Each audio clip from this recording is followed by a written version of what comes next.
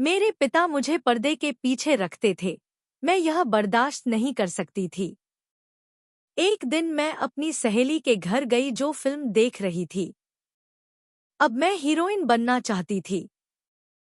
फिर मैं अपनी सहेली की चचेरी बहन के साथ हीरोइन बनने के लिए घर से भाग गई, लेकिन उसने मुझे रोक लिया।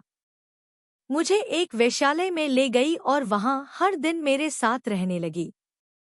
मेरा नाम रोशनी है। मेरी उम्र 20 साल है। मेरे पिता मौलवी थे और मेरी माँ गृहिणी जो हमेशा पर्दे के पीछे रहती थी। हमारे घर में पर्दा प्रथा पर सख्ती थी। मेरी माँ ने बड़ी मुश्किल से पर्दा किया था। मैं 10वीं तक पढ़ी हूँ। पर्दा करती थी, इसलिए मेरी सभी सहेलियां मेरा मजाक उड़ाती थी और अजीब नजरों से देखती थी। मेरे साथ कोई नहीं बैठता था। मैं अपनी माँ से लड़ती और उनसे कहती कि मैं घूंघट नहीं करूंगी। एक दिन मेरे पिता ने मुझे यह कहते हुए सुन लिया और उस दिन से मेरे पिता ने मुझे घर पर बैठा दिया। मैं हमेशा घर से बाहर जाने का बहाना ढूंढती रहती थी। एक दिन अपनी माँ से अनुमति लेकर मैं अपने दोस्त के घर चली गई जो पास में ही था। जैसे ही मैं उसके घर में दाखिल हुई, दोस्त का पूरा परिवार बैठकर टीवी देख रहा था जहां एक बहुत अच्छी फिल्म चल रही थी। मैंने उस दिन से पहले कभी टीवी नहीं देखा था। मैं रीन को बहुत ध्यान से देख रहा था जो बहुत खूबसूरत लग रही थी। मैं अपने दोस्त से भी मिला और फिल्म देखी। मैं फिल्म देखने बैठ गया। मैं फिल्म देखने में इतना मशगूल था कि मुझे पता ही नहीं चला कि कब दिन ढल गया और शाम हो गई। 3 घंटे की फिल्म ने मेरी आंखें बंद कर दी थी। शाम होने को थी तो मैंने अपने दोस्त से वापस आने को कहा और घर जाने की इजाजत ली। जब मैं घर पहुंचा तो बाबा घर पर ही मौजूद थे और मुझ पर गुस्सा कर रहे थे कि मैं इतनी देर से क्यों लौटा। पापा की बातों पर ध्यान न देते हुए कमरे में चले गए। माँ गुस्से में मेरे पीछे पीछे आई और बोली, यह क्या है? पापा से बात करने की तमीज भूल गए हो क्या? माँ की बातों पर मैं चीख पड़ा और बोला, क्या मुझे चैन की सांस लेने का हक नहीं है? तुमने मेरी पढ़ाई छुड़वा दी, अब मेरी जिंदगी छोड़ दो। मैं पूरी तरह पागल हो चुका हूँ। मेरी माँ सिर पकड़कर बैठ गई। उसे मेरे इस व्यवहार पर आश्चर्य हुआ क्योंकि मैंने उससे पहले कभी इस तरह बात नहीं की थी। माँ मुझे समझाने लगी कि पिताजी की नरमी का फायदा मत उठाना। अगर तुम कमरे से बाहर गए तो बच नहीं पाओगे। मैं माँ की बात सुनकर मुस्कुराने लगा और बोला, पहले चैन की सांस लेने का हक किसे है? अब तुम लोग बोलने का हक छीनना चाहते हो। मेरी माँ ने जैसे ही मुझे अफसोस से देखा, कमरे से बाहर चली गई। लेकिन मैं खुश था कि आज मैं एक नई जिंदगी जीकर वापस आया हूँ। मेरे लिए यह बहुत बड़ी बात थी कि आज मैंने पूरी फिल्म शांति से देखी और अपनी जिंदगी से कुछ अलग किया। अब मैं आगे की योजना के बारे में सोचने लगा कि कब अपने दोस्त से फिर मिलूंगा। मैं दूसरी तरफ चली गई और हम दोनों वहीं बैठकर फिल्म देखने लगे। मुझे हीरोइन वाली फिल्म बहुत अच्छी लगी। मैंने खुद को वहीं पर रोक लिया और सोचने लगी। मेरे दिल में एक अजीब सी इच्छा पैदा हो गई थी कि काश मैं भी हीरोइन होती और फिल्मों में काम करके कितना पैसा कमाती और रंग बिरंगे कपड़े पहने वो हीरोइन बहुत खूबसूरत लग रही थी। पता नहीं उसके चेहरे पर क्या लगा हुआ था, उसके चेहरे पर एक अजीब सी चमक थी। मैंने शीशे में अपना चेहरा देखा। मेरा रंग पीला था और गाल सफेद थे। मुझे खुद को देखकर घिन आ रही थी। मेरे बालों में बहुत सारा तेल लगा हुआ था। मैंने जल्दी से अपना मुंह खोला और सिर धोने के लिए बाहर चली गई। जब पिताजी ने मुझे नंगे सिर देखा तो वे क्रोधित हो गए और माँ से कहा कि वे उन्हें कुछ सिखाएं। मैं पिताजी के सामने नंगी थी। सर, मुझे सब लोग करने लगे। आखिर पापा को क्या हो गया था? पता नहीं क्यों वो हाथ धोकर मेरे पीछे पीछे आने लगे। आखिर मैं पापा के सामने क्यों आया? क्या कोई और आदमी नहीं था जो बाबा को इतना गुस्सा दिला रहा था? मैं बोल रहा था। मैं अपने कमरे में वापस आया। कुछ दिनों बाद फिर से माँ को मनाकर मैं अपने दोस्त की तरफ गया, लेकिन इस बार माँ ने मुझे खास तौर पर जल्दी से जल्दी वापस आने के लिए कहा था। मैंने भी अपनी माँ से वादा किया और अपने दोस्त की तरफ चल दिया। हम दोनों साथ में बैठकर बातें कर रहे थे, कोई नई फिल्म देख रहे थे। मेरे दिल में दोस्त के साथ होने की इच्छा थी। मैंने अपनी दोस्त, जिसका नाम परी था, से कहा। मैंने कहा, परी, मुझे भी ऐसा लग रहा है कि काश मैं हिरण होता। उसने यह कहा। उसने मेरी तरफ देखा और फिर जोर से हंसने लगी और बोली कि हीरोइन का चेहरा तुम्हारे जैसा नहीं है। मैं अपनी सहेली की बातों से दुखी हो गई। मैंने उससे पूछा कि अगर मैं खुद को बदल लूं तो क्या मैं हीरोइन जैसी दिख सकती हूं, और वह मेरी तरफ ध्यान से देखने लगी और बोली, क्या तुम्हें हीरोइन बनने का बहुत शौक है? मैंने हाँ में सिर हिलाया और फिर वह बोली कि मैं एक लड़के को जानती हूँ जो मुझे फिल्मों में काम दिलवा सकता है। क्या तुम फिल्मों में काम करोगी? वह अपनी सहेली परी की तरफ देखने लगी और बोली कि यह संभव है, लेकिन मेरे पापा और मम्मी कभी राजी नहीं होंगे। परी ने कंधे हिलाते हुए कहा कि मैं तुम्हारे लिए इतना ही कर सकती हूँ। मैं उस लड़के से बात करूंगी। तुम्हें आगे क्या करना चाहिए तुम बेहतर जानती हो। मैंने परी से कहा, ठीक है, तुम उस लड़के से बात करो, बाकी मैं संभाल लूंगा। पर मैं क्या कर सकता था? बाबा को किसी भी हालत में मंजूर नहीं था और फिल्मों में काम करना इतना आसान भी नहीं है। मुझे दुख हुआ। घर जाकर हर वक्त यही सोचती रही कि फिल्मों में कैसे काम करूंगी, लेकिन तय कर लिया था कि चाहे कुछ भी हो जाए, मैं फिल्मों में जरूर आऊंगी और फिर दूसरी महिलाओं की तरह टीवी पर भी आऊंगी। कुछ दिन बीते और मेरे साथ ऐसी ही एक घटना घटी। मेरी दोस्त परी मेरे घर मिलने आई। मैं उसे देखकर हैरान रह गई क्योंकि वह पहली बार मेरे घर आई थी। उसे मेरे घर का माहौल पसंद नहीं था, इसीलिए वो घर पर आई थी। मैं परी के साथ कमरे में गया और उससे पूछा कि अब कैसी हो। जब मुझे घर के चक्कर लगाने पड़े तो मैंने खुश होकर कहा कि तुम्हारा सपना सच हो गया। मेरा एक चचेरा भाई है अमन, जो फिल्मों में काम करता है। मैं बस तुम्हें उससे मिलना चाहता हूँ। बताओ तुम किस दिन मेरे घर आओगे? मैं अपने चचेरे भाई को बता दूंगा। परी ने मुझे ऐसी खबर सुनाई थी। मैंने परी से कहा कि मैं बहुत जल्द उसके घर जाऊंगा। परी ने कहा कि 2 हफ्ते बाद उसके माता पिता शहर से बाहर जा रहे हैं। वे 2-3 दिन वहीं रहेंगे। तुम कुछ ऐसा करो कि अपने पिता और माँ को मना लो कि वे 2-3 दिन वहीं रहें। इसके लिए तुम मेरे घर पर ही रहो। कजिन तुम्हें सब सिखा देगा और काम भी करवा देगा। मैंने अपने दोस्त से कहा कि रुकना मेरे बस की बात नहीं है, लेकिन मैं तुम्हारे घर रोज आ सकता हूँ। हम दोनों बस बातें कर रहे थे। तभी मेरी माँ मुस्कुराते हुए कमरे में दाखिल हुई और मुझसे पूछने लगी कि मैं कहाँ जाने का प्लान बना रहा हूँ। मैं अचानक हैरान हो गया कि मेरी माँ ने सब सुन लिया है।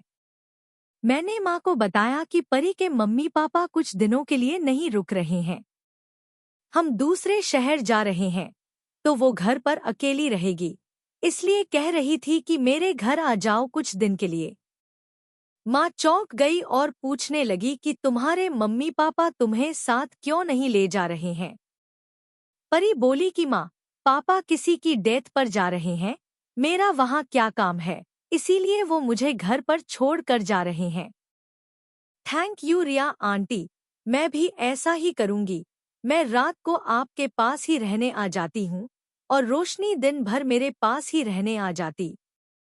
अब सब ठीक था। मैं अपने सपने को पूरा करने से बस एक कदम दूर था।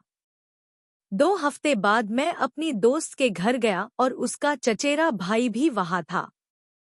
उसका व्यवहार बहुत अजीब था। वो मुझे अजीब नजरों से देख रहा था। मैंने अभी तक मास्क भी नहीं उतारा था। मेरा दोस्त मुझसे कहने लगा कि अपना चेहरा दिखाओ, मास्क लगाए, तुम्हें फिल्म में काम नहीं मिलेगा। जब मैंने मास्क उतारा तो वो दोनों हंसने लगे और वो शायद मेरी जिंदगी का सबसे खतरनाक दिन था। जब मैंने मास्क उतारा तो मेरा कजिन मेरे पास आया और मेरा हाथ पकड़ लिया। मैं डर गया और बोला, आई लव यू। मैं हैरानी से परी के कजिन की तरफ देखने लगा, मेरा पूरा वजूद कांप रहा था। फिर वो हंसने लगा और बोला, मुझे लगा कि अगर ऐसी फिल्मों में काम करना है तो पहले अपने अंदर आत्मविश्वास पैदा करो। और फिर परी के माता पिता ने मुझे फिल्मों में काम करना सिखाना शुरू किया। 3 दिन की जगह परी के माता पिता को 1 हफ्ते के लिए वहां रुकना पड़ा। उस 1 हफ्ते में मुझे परी का चचेरा भाई बहुत पसंद आने लगा था और वो मुझसे अच्छे से बात करता था। हम दोनों हंसी मजाक करते थे और उसने मुझे बहुत सी चीजें सिखाई थी। एक दिन उसने मुझसे कहा कि तुम्हें किसी चीज का सबसे ज्यादा शौक है। मैंने कहा कि मुझे फिल्मों में काम करने का बहुत शौक है। परी का चचेरा भाई, उन्होंने मुझे फिल्म में हीरोइन का रोल दिलाने का वादा किया, लेकिन उन्होंने मेरे सामने एक शर्त रखी कि इस काम को करने के लिए तुम्हें मेरे साथ किसी बड़े शहर में चलना होगा। मैं उनकी बातों से एकदम चौंक गई और पूछा कि अगर यहाँ रहकर काम करना संभव नहीं है तो मैं करना पसंद करूंगी। इस बात पर वह हंसने लगे और बोले कि नहीं, बड़ी फिल्में तो शहरों में ही बनती हैं, लेकिन मैं शहर से दूर नहीं जा सकती थी। मैंने अमन से कहा कि यहाँ से कैसे जाऊंगी, मेरे पापा मम्मी मुझे किसी भी हालत में इजाजत नहीं देंगे, कुछ समय में ऐसा ही होगा।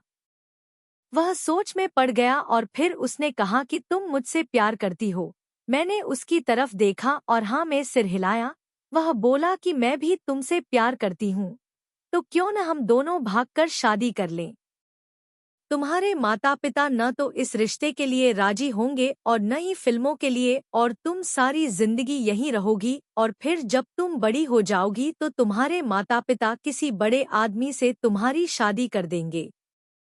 उसने जिंदगी का नक्शा इस तरह खींचा कि मैं अचानक पलट गई। मुझे पश्चाताप हुआ और उसने कहा, ठीक है, मैं तुम्हारे साथ भागकर शादी करने के लिए तैयार हूँ, क्योंकि मेरे पास कोई और विकल्प नहीं था। मैं ऐसा जीवन नहीं जी सकता था जिसमें हर पल काम में व्यस्त रहूं। अगले दिन मैं गया और अपने घर से कुछ कपड़े छिपाकर परी के घर ले आया। माँ ने मुझसे कई बार पूछा कि शॉपर में क्या है। तब मैंने माँ को बताना शुरू किया कि इसमें मेरे कुछ पुराने कपड़े हैं। परी के घर पर उसे कोई नहीं जानता। मैं कपड़े केवल उन्हीं को देने जा रहा हूँ जिन्हें कपड़ों की जरूरत है। माँ ने कहा कि बहुत दिन हो गए परी के घर गए हुए। आज से अलविदा कहो, क्योंकि कल से तुम उसके घर नहीं जाओगे। मेरे चेहरे पर पसीना आ रहा था और मैंने आखिरी बार अपनी माँ को जी भरकर देखा और परी के घर चला गया, क्योंकि आगे का सफर मुझे अकेले ही तय करना था। मैंने अमन से कहा कि मैं सारा सामान तैयार करके ले आई हूँ, यानी मेरे लिए कुछ सोने के कंगन। मैं उन्हें सुरक्षित निकाल रही हूँ और मेरे पास कुछ पैसे भी हैं, अगर भविष्य में जरूरत पड़े तो। वह मेरी बात से बहुत खुश हुआ और बोला कि हम आज रात ही यहाँ से भाग जाएंगे और परी को बता देंगे। मुझे लगा कि अगर रोशनी की माँ उससे पूछे तो उसे बता देना चाहिए कि रोशनी यहाँ तक पहुँची ही नहीं है। अमन ने मुझे उसके साथ भाग जाने को कहा तो मैं उसके साथ भाग गई। हमारी पहली शादी हुई और मैं बहुत खुश थी, क्योंकि अब मेरे सपने पूरे हो रहे थे। शादी पूरी होने वाली थी जिस दिन वो मुझे एक हवेली में ले गया जहां पर फिल्म की शूटिंग होनी थी। वहां पर और भी बहुत सी औरतें थी, लेकिन मैं कुछ भी साफ नहीं देख पा रही थी, क्योंकि मेरे पति ने मेरा चेहरा घूंघट से ढक दिया था और उन्होंने कहा कि तुम्हें ऐसे ही एक्टिंग करनी पड़ेगी। मैं भी मान गई। उन्होंने मुझे एक कमरे में भेज दिया। पति ने बताया कि पहले सीन में तुम दुल्हन बनोगी। मैं मैसेज पर बैठी थी, तभी यार मेरा घूंघट उठाया। मेरी जान चली गई, क्योंकि वह मेरा पति नहीं था। मैं पूरी तरह से चौंक गई, क्योंकि कमरे का दरवाजा भी बंद था और वहां कोई और व्यक्ति मौजूद नहीं था। मैंने उस आदमी से पूछा कि मेरा पति कहाँ है और मैं बिस्तर से उतरकर भागने को तैयार थी। तभी उसने फिर से मेरी कलाई पकड़ी और मुझे बिस्तर पर पटक दिया। लेकिन उसने बात को टाल दिया और कहा कि ज्यादा ड्रामा करने की जरूरत नहीं है। जब मैं घर से भागी थी तो मैंने अपनी इज्जत के बारे में नहीं सोचा था जो अब सती सावित्री बनकर दिखा रही हूँ। आंखों में आंसू लिए मैं सामने बैठे व्यक्ति को बदहवास हालत में देख रही थी। मैंने उससे पूछा कि मेरे पति कहाँ है, तो वह हंसने लगा और बोला कि तुम्हारा पति तुम्हें यहाँ बेचकर भगवान जाने कहाँ चला गया है। मैंने उससे कहा कि यहाँ फिल्म की शूटिंग होती है, तो वो हंसने लगा और बोला समझ लो यही फिल्म है, शूटिंग चल रही है, तुम मेरी दुल्हन हो और मैं तुम्हारा दूल्हा हूँ। मैंने उससे पूछा ये कौन सी जगह है और मैं कहाँ हूँ, तो वो बोली ये एक कमरा है और तुम एक वेश्या हो। मुझे ऐसा लगा जैसे किसी ने मेरे साथ दुर्व्यवहार किया हो। वेश्या नाम है मेरा। मेरे लिए यह किसी कयामत से कम नहीं था। उस दिन मुझे एहसास हुआ कि मैं फंस चुकी थी और मेरा अस्तित्व खत्म हो चुका था। मुझे अपनी माँ की वो इंतजार करती हुई आंखें याद आने लगी। मेरी आंखों के सामने बाबा की दूसरी आंखें। मैं फिर से आ रही थी और मैं वहां से भाग जाना चाहती थी, लेकिन मेरे पास कोई रास्ता नहीं था। वो रात मेरे ऊपर ऐसे ही गुजरी और उस रात के बाद मैं खुद को देख भी नहीं पाई। मेरा प्यार पर से भरोसा उठ चुका था, लेकिन मेरे माता पिता ने जो किया उसकी मुझे बहुत बड़ी कीमत चुकानी पड़ी। मेरे माता पिता ने मुझे बहुत पाला पोसा और बड़ा किया और हमेशा मुझे दुनिया की गलत नजरियों से बचाने की कोशिश की, जिन्हें मैं हमेशा प्रतिबंध और बाधा मानता था। वास्तव में मेरी एक सुखद समझ थी कि मैं इस वेश्या के साथ लगभग 3 महीने तक रहा और एक दिन मैं वहां से भाग गया। वह वेश्या जंगल के बीच में थी।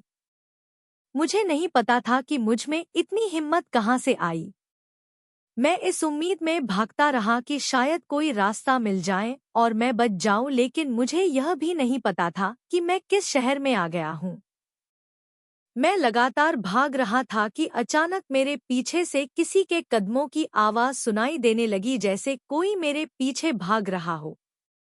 जैसे ही मैंने पीछे मुड़कर देखा तो चौंक गया, क्योंकि यह कोई और नहीं बल्कि वही वेश्या थी जो लगातार मेरा पीछा कर रही थी।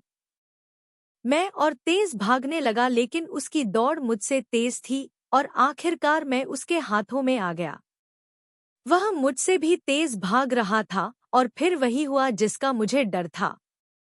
मुझे वापस वेश्या के रेस्टोरेंट में ले जाया गया और वहां की मालकिन ने मुझे भगा दिया।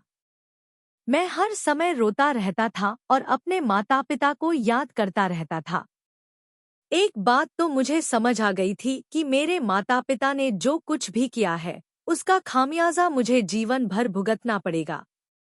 मैं बस एक बार अपने माता पिता से मिलना चाहता था और उनसे माफी मांगना चाहता था। मैं कई सालों तक दुबई में रहा और फिर एक दिन मैं वहां वापस आ गया। एक दयालु आदमी आया। शायद ये कहना ठीक होगा कि मेरी प्रार्थना स्वीकार हो गई।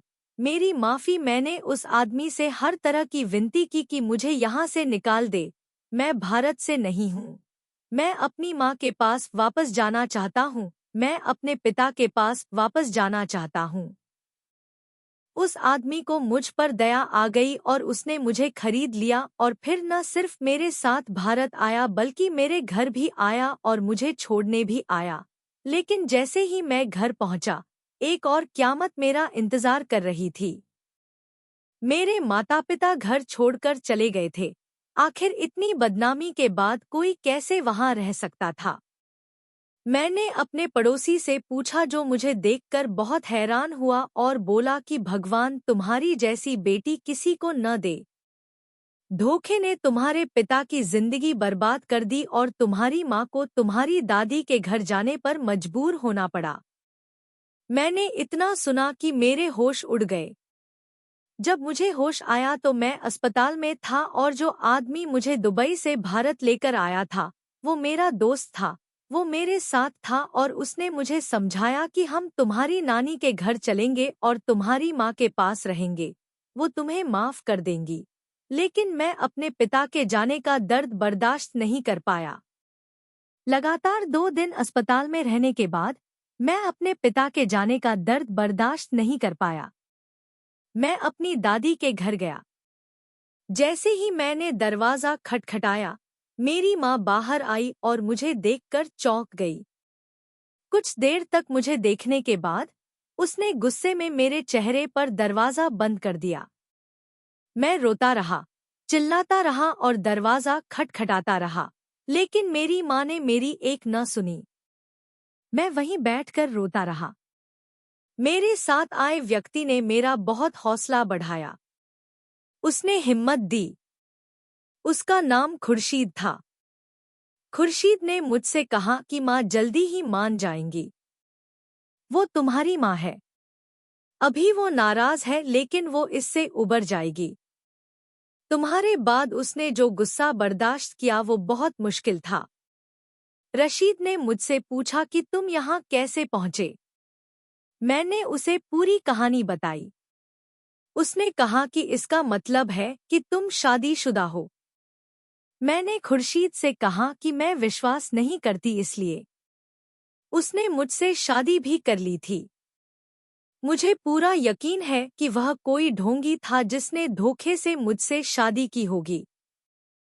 खुर्शीद ने भी समझदारी से हाँ में जवाब दिया और मुझे अपने साथ लेकर वहां से चला गया और कुछ दूर पर एक घर किराए पर ले लिया जहां मैं रह सकती थी। मैं एक कमरे में रहती थी और वह दूसरे कमरे में। कुछ दिन बीतने के बाद खुर्शीद एक मौलवी और कुछ लोगों को घर पर ले आया। मैं आश्चर्य से खुर्शीद की तरफ देखने लगी। उसने कहा कि मैं तुम्हें इतने दिनों तक ऐसे अपने साथ नहीं रख सकता। तुम्हें मुझसे शादी करनी पड़ेगी। मैंने आश्चर्य से खुर्शीद की तरफ देखा और उससे कहा कि लेकिन मेरी शादी तो अमन से हो चुकी है। खुर्शीद मुस्कुराने लगा और बोला कि जब तक दोनों के दिल राजी नहीं हो जाते तब तक शादी नहीं होती। और इतने साल हो गए हैं उससे दूर हुए, इतने समय में शादी टूट जाती है। मैंने मौलवी साहब से बात कर ली है, अब वो हम दोनों की शादी करवा देंगे। जब खुर्शीद ने मुझसे मेरी सहमति मांगी तो मैंने भी शादी के लिए हामी भर दी। यह बहुत अच्छा हुआ। वो इंसान था लेकिन मैं उसकी जिंदगी कैसे बर्बाद होने दे सकती थी। मैं एक तवायफ थी और वो बहुत अच्छे इंसान थे। मैंने खुर्शीद से कहा कि खुर्शीद मैं एक वेश्या हूँ, मैं तुम्हारे साथ अपना जीवन कैसे बिताऊंगी। तब वह मुस्कुराने लगा और बोला कि मैं भी एक अच्छा इंसान नहीं हूँ, लेकिन हम दोनों मिलकर अपने पापों को अच्छाई में बदल सकते हैं। हम अच्छे इंसान बन सकते हैं। मैं उसकी दयालुता और बड़े दिल पर हैरान था। मेरी आंखों में आंसू थे। मैंने खुशी खुशी उससे शादी कर ली और खुशी के साथ रहने लगी। कुछ समय बीतने पर खुर्शीद मुझे फिर नानी के घर ले गया और उस समय उसने खुद आगे बढ़कर दरवाज़ा खटखटाया। जैसे ही मैंने दरवाज़ा खोला, खुर्शीद ने दरवाज़ा बंद करने से पहले ही दरवाजे पर हाथ रख दिया। माँ ने हमें मौका दिया और कहा, हमारी बात सुनो। माँ ने अजीब नज़रों से मुझे देखा और हमें घर के अंदर जाने के लिए जगह दी। घर के अंदर जाते ही मैं माँ से लिपट गया और फूट फूट कर रोने लगा और माँ से कहा कि मुझे माफ़ कर दो, मैंने जो भी पाप किए हैं। मेरे मुंह से इतना बुरा सच सुनकर माँ खूब रोई। माँ ने मुझसे कहा कि मुझे बिल्कुल भी अंदाज़ा नहीं था कि तुम इतनी तकलीफ से गुजर रहे हो। गुजर जाने के बाद माँ ने मुझे दिल से माफ़ कर दिया और अपने साथ रखने लगी। लेकिन मैंने माँ से कहा कि खुर्शीद ने मुझसे शादी कर ली है, अब मुझे अपना घर भी संभालना है। माँ खुर्शीद से बहुत प्यार करती थी। माँ खुर्शीद को बहुत पसंद करती थी। खुर्शीद ने माँ से वादा किया कि मैं रोशनी को आपसे मिलवा दूंगा। आपको इस बात की चिंता करने की जरूरत नहीं है। अब आपकी बेटी आपके साथ रहेगी। मैं हर दूसरे दिन माँ से मिलता हूँ।